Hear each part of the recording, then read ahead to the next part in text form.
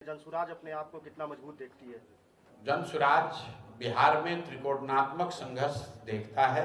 यहाँ पर बहुत दिनों के बाद पिछले 25-30 साल में शायद पहली बार एक प्रॉपर त्रिकोणीय मुकाबला होगा। जिसको जनता आशीर्वाद दे वो जीतेगा, लेकिन प्रॉपर त्रिकोणीय मुकाबला हर सीट पर होगा 243 के 243 में, जिसमें एक और एनडीए है, एक और आरजेडी इंडिया अलायंस है और एक और जनसुराज है। पहले जनसुराज के लोगों में सिर्फ गांधी जी थे, अब जनसुराज के लोगों में अंबेडकर और गांधी दोनों साथ हैं। जी, इसका मतलब क्या हुआ? इसका मतलब ये हुआ कि पिछले 2 बरस में जब पूरे गांव-गांव हम लोग चले तो ये देखा कि विचारधारा के आधार पर जो जनसुराज की विचारधारा है, हम लोग की लड़ाई भाजपा की आइडियोलॉजी से, भाजपा के विचारधारा से है। और अगर भाजपा को विचारधारा के आधार पर उनसे लड़ना है तो 4 विचारधारा के लोग आज भाजपा से लड़ रहे हैं। एक जो गांधी को मानने वाले लोग हैं वो भाजपा की विचारधारा से इत्तेफाक नहीं रखते हैं। दूसरा जो कम्युनिस्ट विचारधारा के मानने वाले लोग हैं वो भी भाजपा की विचारधारा से इत्तेफाक नहीं रखते हैं।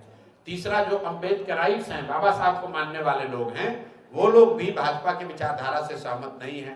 और चौथा जो ओरिजिनल समाजवादी हैं, लोहिया और जयप्रकाश जी के अनुयायी हैं, वो भी भाजपा से इत्तेफाक नहीं रखते हैं। अब इन 4 विचारधारा के मानने वालों में 2 विचारधारा, कम्युनिस्ट पार्टी का तो अपना दल है तो उसको हम लोग ले नहीं सकते हैं, और समाजवादी यहाँ पर लोहिया और जयप्रकाश जी को मानने वाला कोई बचा नहीं। जो एक नीतीश कुमार बचे हुए थे वो खुद ही जाकर भाजपा के साथ बैठ गए हैं।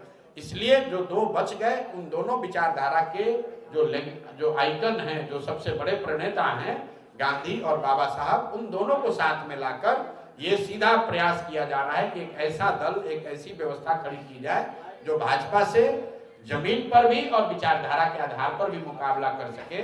जनसुराज में अगर कुछ चीज है, वो चाहे चित्र हो, कलर हो, फोटो हो, बिना सोचे समझे ऐसा कुछ नहीं लगा दिया गया कि अच्छा अब एक फोटो है, अब इसमें 3 लगा देते हैं, कि अब 2 लग गया, अब इसमें 1-2 और बढ़ा देते हैं। अगर वहां एक फोटो लगा है तो उसके पीछे एक गहरी सोच है, समाज का नजरिया है, और वो नजरिया ये है कि विचारधारा के आधार पर अगर भाजपा से लड़ना है तो गांधी और बाबा साहब अम्बेडकर के मानने वाले लोगों को साथ में आना होगा, और साथ में आकर विचारधारा के आधार पर जमीन पर उनसे मुकाबला करना होगा। इसलिए जनसुराज देश का एकमात्र ऐसा दल है जहां गांधी और बाबा साहब का चित्र एक साथ आपको दिखता है। ये सिर्फ चित्र नहीं है, उनके विचारधाराओं का साथ में आना है, उनके मानने वाले लोगों का साथ में आने का संदेश है।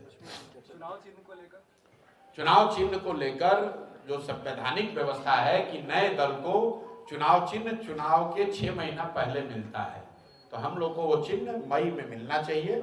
हम लोगों ने अपना आवेदन दे रखा है। जैसे ही वो 6 महीने की समय अवधि शुरू होगी, हम लोग का विश्वास है कि चुनाव आयोग हम लोग को चुनाव चिन्ह देगा। जो चुनाव चिन्ह देगा वो परमानेंट रहेगा। जो उपचुनाव के दौरान जो चिन्ह मिला था वो टेम्परेरी व्यवस्था थी। परमानेंट चिन्ह हम लोग को अप्रैल या मई में मिलना चाहिए।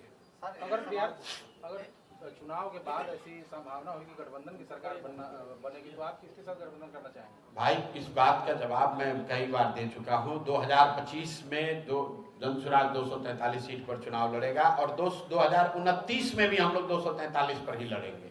न चुनाव से पहले समझौता, न चुनाव के बाद में समझौता। आपको घबराहट हो सकती है, प्रशांत किशोर को कोई घबराहट नहीं है। हमने यहाँ कहा है कि जब तक इसको नहीं सुधारेंगे, चाहे 10 साल लगे, 15 साल लगे, हमने अपना जीवन इसके लिए समर्पित किया है। मुझे कोई घबराहट नहीं है, और मुझे